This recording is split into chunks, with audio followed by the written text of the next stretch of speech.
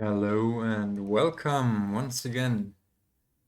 Yeah, it's Fabi here with another Daily Dominion, and today we're in for a doozy. This is a super powerful kingdom, and yeah, as always, in the beginning, I will first explain the cards. You can skip that via the timestamp, but yeah, just we're in for a ride. Um, So this kingdom has loads and loads of mechanics and extra cards. So let's go through it, starting with the easiest cards. Root Cellar is a card that draws us 3 cards, gives us back in action. It's like a super lab, but will also give us 3 depth on play. Also, Litter is a Lost City type with the village effect and 2 cards, but also will give us a debt on play. Then there's farmhands, which is a village, and when we buy it or when we gain it in general, we can set aside a card from our hand to play at the start of our next turn. So those were the easy cards, I'd say. Hunting Party is a laboratory variant that will give us a card in action, and then we will draw cards until we've drawn a card that is not in our hand.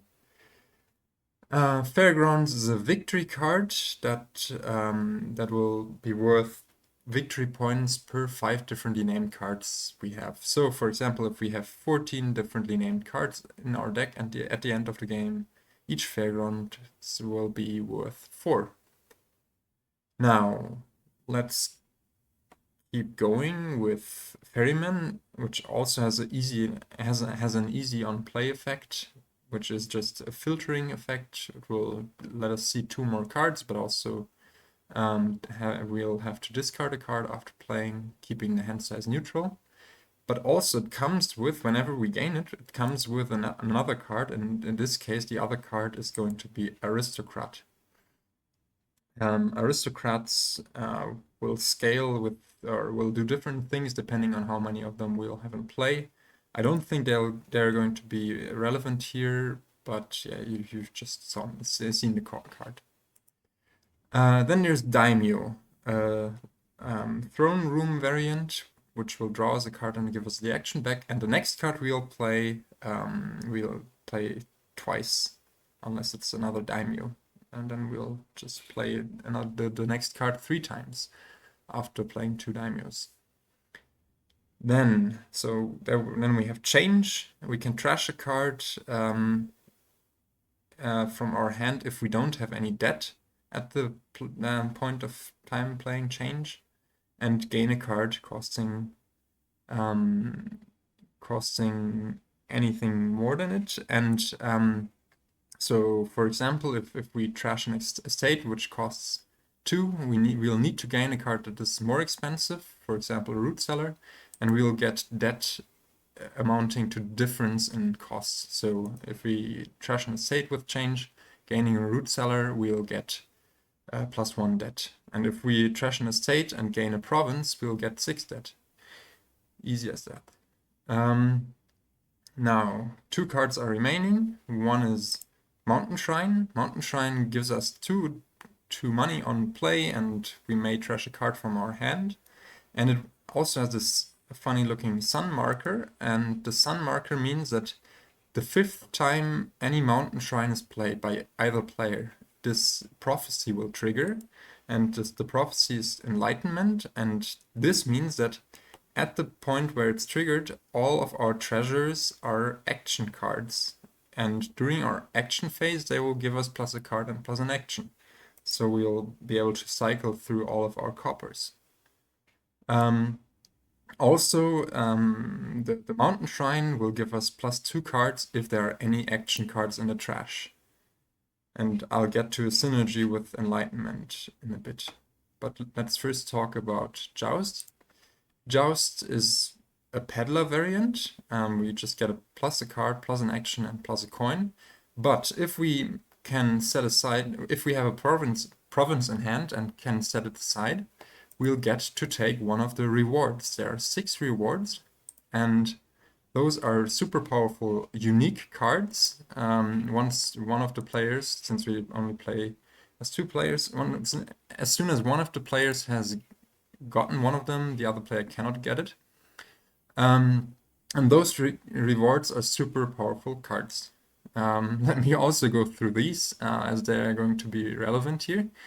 There's a coronet, which is an action treasure, so it can be played either in our action as well as in our buy phase, and it will let us play a non-reward action card from our hand twice, even in our buy phase. Then afterwards we'll play a non-reward treasure from the hand twice.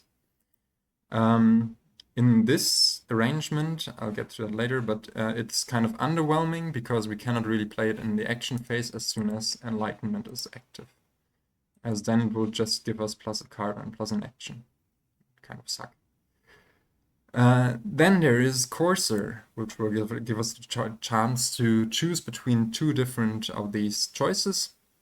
2 cards and 2 actions, 2 cards and 2 coins, or to gain 4 silvers. The main is it's a victory card, which is worth 1 victory point per gold we have, and it will also, whenever we play it, gain us a gold. On play, it will also give us a village effect and 2 buys. Housecarl will draw us a card for every differently named action card we have in play. Huge Turnip gives us plus 2 coffers and then plus 1 per coffers we have. So essentially on the first play it will give us plus 4 money, 2 of that in coffers. And then there's Renown, and this one is super strong, especially in this setup, as we'll see. As when we play it this turn, cards will cost 2 money less, and it will also give us a buy. So what we can do, before I start the kingdom analysis, let's go through the 2 remaining events. There's asceticism. I'm actually not sure how to pronounce this. I think, and coming from the German pronunciation, I would pronounce it asceticism, which is pay any amount of money to trash that many cards from your hand, and you can buy it for 2. So we can buy it. If we, for example, can spend 4 money, then that will allow us to trash 2 cards from our hand. And finally, there's Received Tribute. If we've gained at least 3 cards during our turn, we can gain up to 3 differently named action cards that we don't have copies of in play. Received Tribute is usually a little underwhelming if you cannot gain many cards. In this case, well, there are opportunities through change, through ferryman, through some of the rewards. But yeah. Alright, let's get to the kingdom analysis. First off, we see that this is a super powerful kingdom with lots of stuff going on, as I said. But on our main cards, there's not really any plus buy. I mean, there is ferryman. If we gain 4 ferrymen, we will also gain 4 aristocrats. And the 4th one will give us 3 buys on play, but getting there seems super convoluted and not really practical. There is change, which will allow us to get rid of our starting cards and turn them into better cards. There's Mountain Shrine, which will let us trash our starting cards, and also there's asceticism, horrible, to trash cards from our hand. And then there's lots of strong draw. Yes, we have Hunting Party. Also, we would have Litter. But the elephant in the room is daimyo, which will let us play any card, any action card twice afterwards, except for other command cards. And if we somehow trigger Enlightenment, that means that, for example, a copper will turn into a card that gives +1 card +1 action, and therefore, after playing a daimyo, will turn into a Lost City type card, drawing us 2 cards and giving us 2 actions. Super strong. But yeah, daimyo also has a very strong synergy with Joust, because Joust can get us these powerful cards, and usually these cards are designed in a way that they cannot be double played by each other. For example, Corny can play any action card that is not a reward twice. But if we play a few daimyos and then play any of the rewards will get double played, triple played, quadruple played. And now there is this card, innocent looking maybe, but still pretty strong. There is Renown, and this one will make cards cost 2 less. So if we can somehow get our daimyos to chain in a way that we can play the Renown 4 times, all cards will cost 8 less, and the provinces will be at 0 money, and we'll be able to easily gain them. Yes, so I think that's going to be our game plan. Enlightenment will help us achieve that, because as soon as it's active, it's going to be more easy to connect the daimyos and the renown. Also, the strong trashing will get us to a pretty decent deck pretty quickly. We might go for a change to be able to gain more cards per turn during our early turns, because we are buy limited. But everything that we want is sort of expensive. There's we will want a joust, we will want a province as soon as possible, but we also do want to trash down. So it's not completely clear how we get there fast. Here, the opening matters much more than the last few days, I think, because even a 4-3 or a 3-4 is different, because on the 3-4 we can open asceticism and trash an estate, and then have 4 in our next hand, and can, for example, buy a mountain shrine which costs 5 debt, and already pay off 4 debt. Whereas if we had the 4-3, it would be other way around. We couldn't really get the mountain shrine on our first turn and do the asceticism thing on the second one. So then we would need to sacrifice 1 money that we pay off of the mountain shrine on turn 2. So I think in any case, I really like the asceticism mountain shrine opening, because that means we'll be able to have a 10-card deck and be guaranteed to see the mountain shrine on turns 3 or 4. If I had a 5-2, I for certain would just open hunting party mountain shrine to get through the deck even quicker.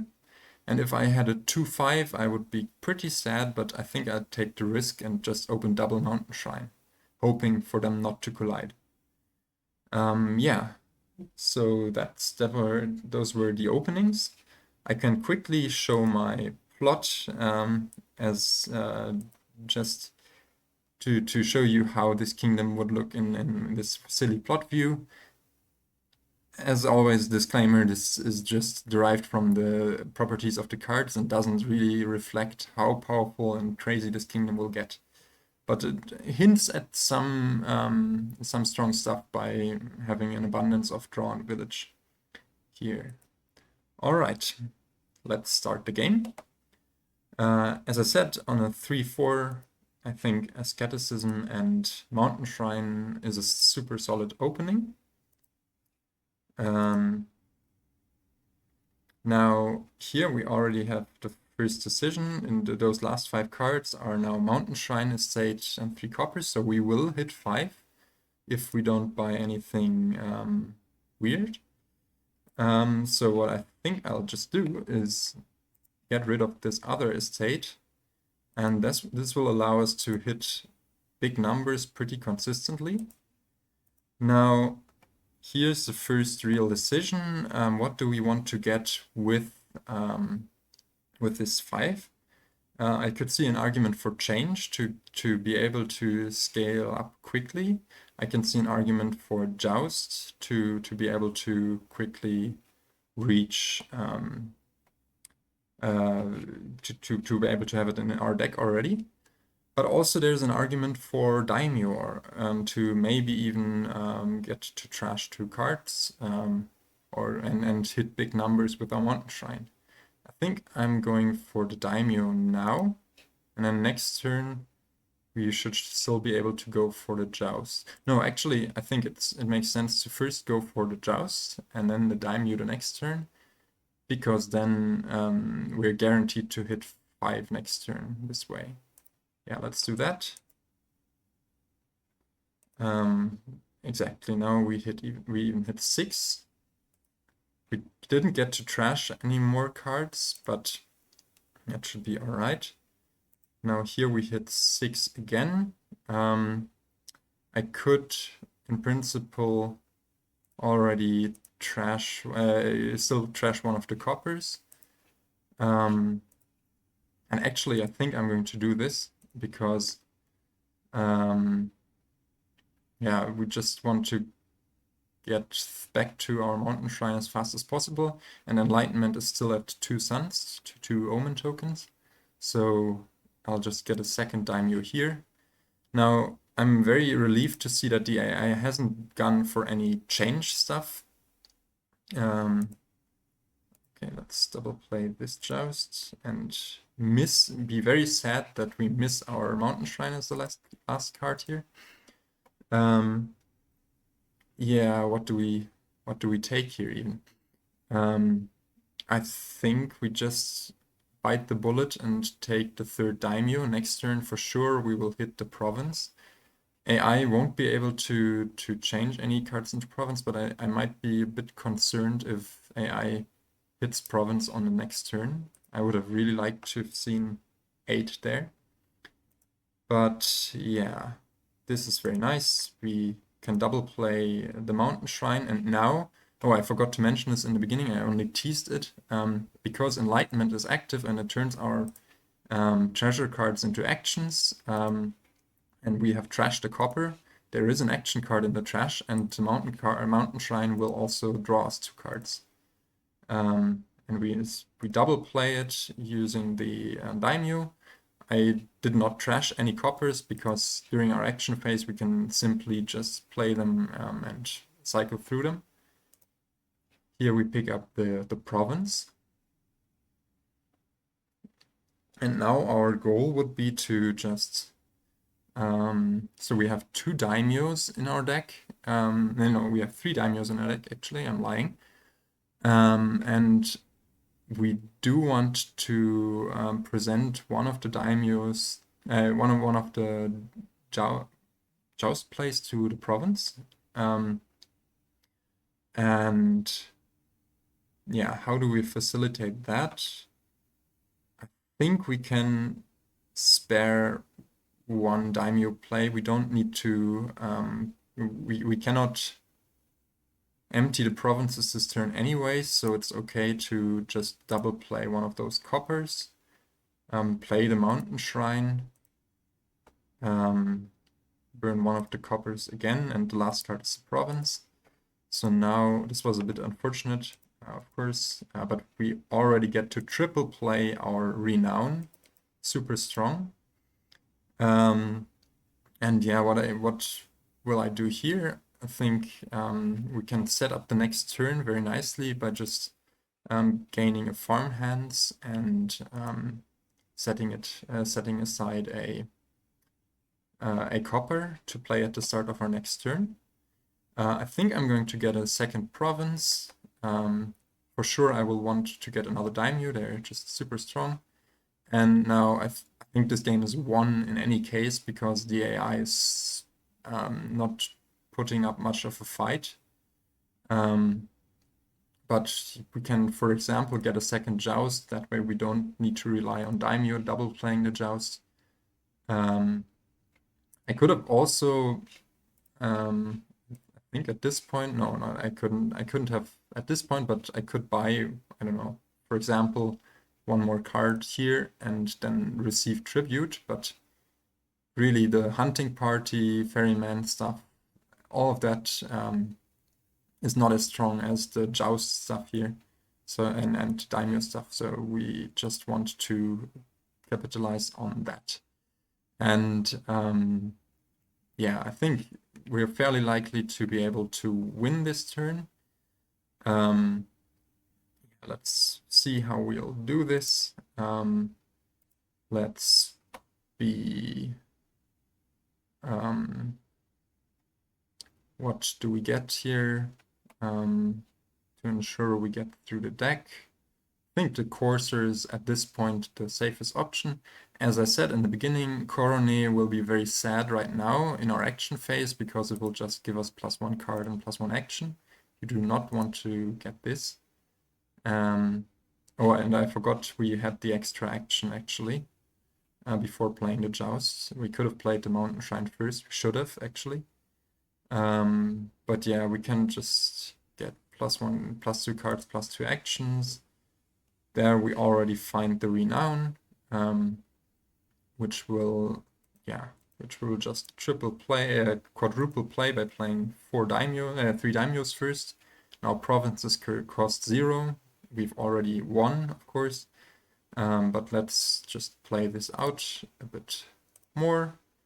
I was about to say again, the province is the last card in our deck. That's not completely true.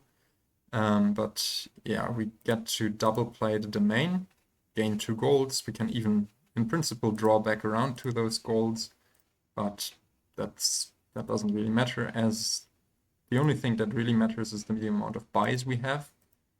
And we get to buy out the provinces, buy a few fairgrounds. I wonder if we buy a ferryman. No, we don't pump the fairgrounds. They're still at 4 victory points, as I think we have like 12 differently named cards at this point. A neat thing we could do is receive tribute, hunting party, and I don't know, for example, a change to pump them up. It really doesn't matter. It's just shaving the score. But yes, that has been it. That was a nice, clean victory. I'm sure this is possible in fewer turns. If we had found the mountain shrine that one turn, we could have afforded the province a turn earlier and thus snowballed even more. I think there are many neat tricks you can do here. In this run, I didn't go for a change. Change is a very viable card here because in principle you can gain and play a joust, for example, or a province even. But you need to be careful that you don't run out of economy and then are just left without any economy. And are too much in debt by using change too much, but it certainly can be very strong. Looking at these decks, the AI, I don't really know what was going on, why it underperformed so much. I think from my perception of the AI, it can usually do much better. So what did it play? It started also by buying Asceticism and the Mountain Shrine, and then bought another Asceticism just as we did, so it really mirrored what we did. But then on turn 4, it also did exactly the same thing as we did. So we were identical up to that point, and we got the daimyo, and then AI just went for a stack of jousts, but didn't get the province early enough. I think that's the main mistake the AI did. But also I think this kingdom is super dependent on first player, second player. Because the AI, when the AI first connected province and joust, no, actually I think the AI never connected them because it got its province on turn 9 only. But even if it had gotten the province and joust together a turn earlier, like on turn 9, for example, the renown would have already been gone. And I think even though the how's it called? The domain is one of the stars of this kingdom as a card that gives you 2 buys, the renown is much more important here, because with the synergy with the daimyo, you can just empty the provinces really easily. And if you chain more daimyos with it, you even get more buys to acquire more cards. But yeah, that has been it. Thanks for watching. I hope you enjoyed. And yeah, catch you next time.